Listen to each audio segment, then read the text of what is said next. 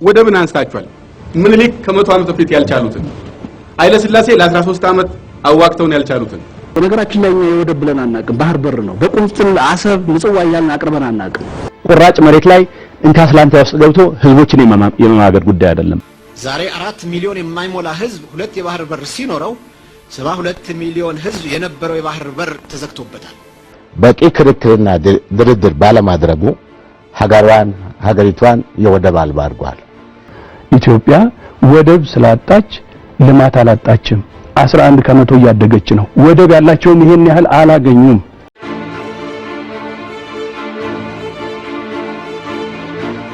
ኢትዮጵያ የባህር በሯን ከተነጠቀች 33 ዓመታትን ደፈነች በእነዚህ ዓመታት ውስጥ ኢትዮጵያ ምንም እንኳን መውጫና መግቢያዋን ብታጣም የባህር በር ጉዳይ ከያንዳንዱ ኢትዮጵያዊ አእምሮ ከሀገሪቱ የፖለቲካ ሜዳ ላይ ጠፍቶ አያውቅም በተለይም ምርጫ በመጣ ወቅት የባህር በር አጀንዳ ዋነኛ መከራከሪያ ርዕሰ ጉዳይ ነበር ላለፉት 33 ዓመታት በኢትዮጵያ በየ5 ዓመቱ በተካሄዱ ሀገራዊ ምርጫዎች የባህር በር አጀንዳ ለተቃዋሚ ፓርቲዎች ኢህአዴግን ማሸማቀቂያና መምቻ ለኢህአዴግ ደግሞ ደካማ ጎኑ ነበር አንደኛ ግዙፍ ስህተት በቂ ክርክርና ድርድር ባለማድረጉ ሀገሪቷን የወደብ አልባ አድርጓል ይሄ ከባድ ወንጀልና በሀገር ክደት የሚያስከስስ ነው የኛን የባህር በር ጥያቄ የካሃዲ ጥያቄ አርጋችሁ ታቀርባላችሁ ቻይና ግን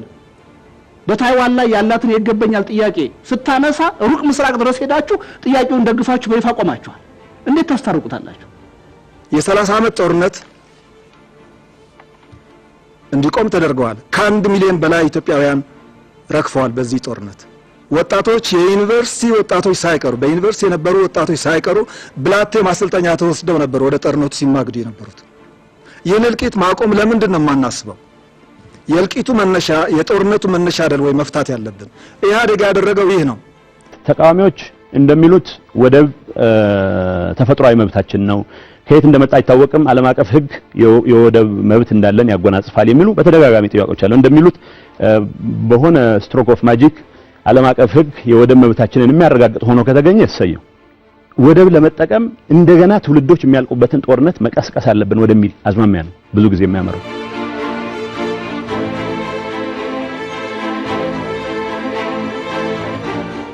ኢትዮጵያን ከአንድም ሁለት 3 የባህር በሯን አሳጥቶ መውጫ በር አልባ ሀገር ያደረጋት ኢህአዴግ በስልጣን በቆየባቸው ዓመታት በባህር በር ላይ ያሳለፈው ውሳኔ ትክክል መሆኑን ኢትዮጵያውያንም የባህር በር አልባ መሆናቸውን አምነው እንዲቀበሉ ያላደረገው ጥረት አልነበረም በማስፈራራትም በማሸማቀቅም ኢትዮጵያውያን የባህር በር ጉዳይን ከአእምሮአቸው እንዲያስወጡት ብዙ ደክሟል ህግና እውነታውን ጨፍልቆ በአንድ ጀንበር ሀገሪቷን መውጫና መግቢያ ያሳጣትን ውሳኔ ትክክለኛ መሆኑን ለማሳመን ብዙ ጥሯል ነገር ግን የባህር በር ጉዳይ እንደ ኢህአዴግ ሰዎች ቀሎ ያልታያቸው ኢትዮጵያውያን ይህንን የኢህአዴግ ውሳኔና አቋም በእጅጉ ሲተቹ ቆይተዋል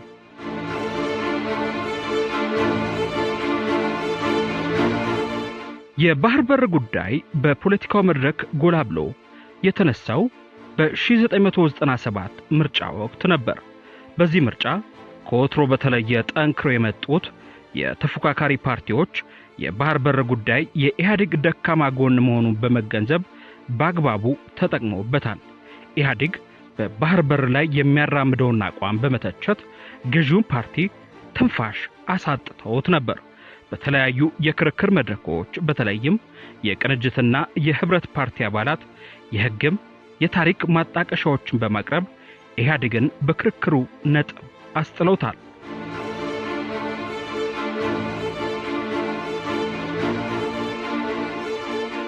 ብዙ አስገራሚ ነገሮች በተከሰቱበት የ97ቱ ምርጫ ተቃዋሚዎች በባህር በር አጀንዳ በኢህአዴግ ላይ የነበራቸው የሐሳብ ብልጫ በምርጫው ውጤት ላይ ትልቅ ተጽዕኖ ነበረው በዚህ የ97 ምርጫ በቅንጅት በኩል ዶክተር ያዕቆብ ኃይለማርያም ዶክተር ብርሃኑ ልደቱ አያሌው በህብረት በኩል ደግሞ ዶክተር መራራን የመሳሰሉ ፖለቲከኞች ታሪክን ህግን በማጣቀስ ኢትዮጵያ በኢህአዴግ ጭፍንነት የባህር በሯ እንዳጣች ይከራከሩ ነበር። ዛሬ 4 ሚሊዮን የማይሞላ ህዝብ ሁለት የባህር በር ሲኖረው 72 ሚሊዮን ህዝብ የነበረው የባህር በር ተዘግቶበታል። ዛሬ ኢህአዴግ ምስጋና ይግባውና በዓለም አገራችን በአንድ ነገር ብቻ አንደኛ ነች፣ የሚስተካከላት የለም። ይሄውም በአገራችን የቆዳ ስፋትና የህዝብ ብዛት የባህር በር ከሌላቸው አገሮች ኢትዮጵያ አንደኛ ነች። አንደኛ ግዙፍ ስህተት በቂ ክርክርና ድርድር ባለማድረጉ ሀገሪቷን የወደብ አልባ አድርጓል። ይሄ ከባድ ወንጀልና በሀገር ክህደት የሚያስከስስ ነው። ስነ ስርዓት ሀገር ውስጥ ቢኖር ህግ በምን መንገድ ቢኖር ኢህአዴግን በከባድ ወንጀል በሀገር ክህደት የሚያስከስሰው ነጥብ ነው። በፖለቲካ የክርክር መድረኮች ተቋሚ ፓርቲዎች ኢህአዴግ በባህር በር በኩል የሰራውን ስህተት በማስረጃዎች በማጋለጥ ኢህአዴግን ራቆቱን አስቀርተውት ነበር።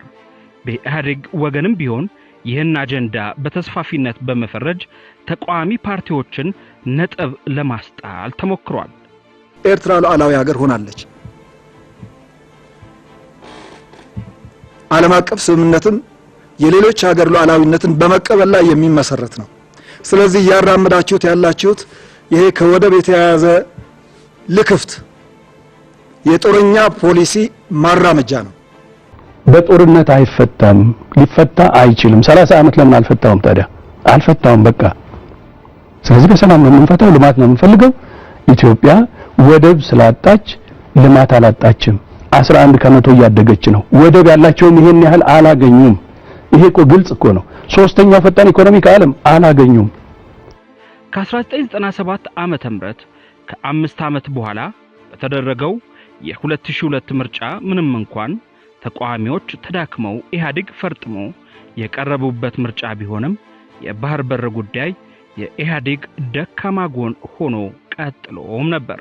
በዚህ የምርጫ ወቅት በተደረጉ ክርክሮችም ተቋሚዎች ይህን የባህር በር ዋነኛ የክርክርና የቅስቀሳ አጀንዳ አድርገውት ነበር። በተለይም በውጭ ጉዳይና በብሔራዊ ጥቅም ዙሪያ በተካሄዱ ክርክሮች የባህር በር ዋነኛ የመከራከሪያ አጀንዳ ሆኖ ቀርቧል። የኢህአዴግን ደካማ ጎን በአግባቡ የተረዱት ተቃዋሚዎችም ኢህአዴግ በባህር በር ላይ የሰራውን ኃጢአት ከፍ አድርገው በማንሳት ተችተውታል። የባህር በር ጥያቄ ትልቅ የሆነ ብሔራዊ ትርጉም ያለው ጉዳይ ነው። ከትውልዱ ከወደፊቱ ትውልድ አስተሳሰብ ጋር እንኳን ይያያዛል።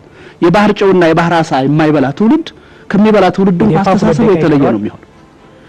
ግን የሚገርመው ነገር እንዴት ነው በሰላም የሚመጣው ብላችሁ ጥያቄ ጠይቃችኋል። ታሪክን አጣቅሰን እኮ ከሁለተኛው ዓለም ጦርነት በእናክሊሉ ሀብተወልድ በእናጼ ኃይለ ሥላሴ እኮ ኢትዮጵያ የባህር በር አግኝታለች አልናችሁ በሰላም አንድ ሰው ደም ሳይፈስ። ጅቡቲ ጋር የሚደረገው ግንኙነት ወደባችንን ስለተዘጋን ጉሮራችን ስለታነቀ ጅቡቲን የማባበል ፖለቲካ እንጂ የሁለትዮሽ ግንኙነትን መሰረት ያደረገ አይደለም። ስለምን ወደብ ለሌላ ሰጠናል፣ አያስፈልገንም ብለን ሰጠናል። ኢህአዴግን ወክለው የቀረቡ ፖለቲከኞች በአንጻሩ ተቃዋሚዎች የሚያነሱትን የባህር በር ጥያቄ በተለመደው መንገድ ተስፋፊና ወራሪ በሚል ፍረጃዎች ሊከላከሉ ሞክረዋል። በዚህ የምርጫ ወቅት ሬድዋን ሁሴን፣ ዶክተር ቴድሮስ አድሃኖም፣ አርከበ ቁባይ፣ ጌታቸው ረዳ፣ ስዩም መስፍን የመሳሰሉ አንጋፋና ወጣት የኢህአዴግ አባላት በክርክር መድረኮች ኢህአዴግ በውጭ ጉዳይ የሚያራምደውን ፖሊሲ ለማስረዳት በተደጋጋሚ ይቀርቡ ነበር። እነዚህ ግለሰቦች የባህር በር ጥያቄን እየተቹ የኢህአዴግን አቋም እያሞካሹ የወከላቸውን ፓርቲ ለማስመረጥ ብርቱ ጥረት አድርገዋል። ወደብን አንስታችኋል። ምኒልክ ከ100 ዓመት በፊት ያልቻሉትን፣ ኃይለ ሥላሴ ለ13 ዓመት አዋክተውን ያልቻሉትን፣ ደርግ ለ17 ዓመት አጫርሶን ወደብ የሚባል ነገር ማምጣት እንደማይቻል እያወቃችሁ የህልም እንጀራ ለመመገብ በሞኝ ክንድ የዘንዶ ጉድጓድ ይለካበታል እንደሚባለው እናንተ አንደኛ የኢትዮጵያ ሉዓላዊነት ተሟጋች መስላችሁ ሌላው እየሞተላችሁ ለ100 ዓመት ያልቻልነውን ቀጣይ የ100 ዓመት ጥፋት ለማምጣት የምትዘምቱት ለምንድን ነው? ላለፉት 100 ዓመታት ውስጥ ለ30 ዓመታት ያክል ትውልድ ገብረን ወደብ ተጠቅመን ነበር።